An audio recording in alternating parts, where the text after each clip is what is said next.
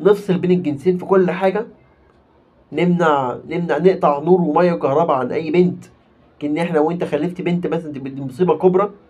وفي رجالة كتير وشباب كتير بيقول لك إن تربية الأولاد أحسن بكتير من تربية البنات. شوف التفرقة دي.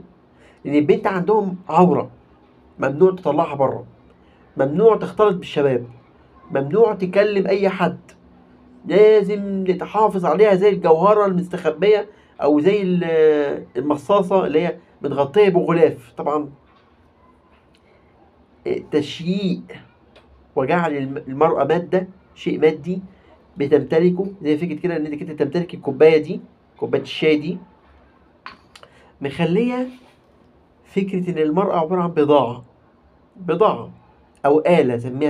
سميها بضاعة أو آلة جنسية أو بضاعة جنسية بتخبيها فقط، يعني وقت ما تحتاجها تقوم مطلعها.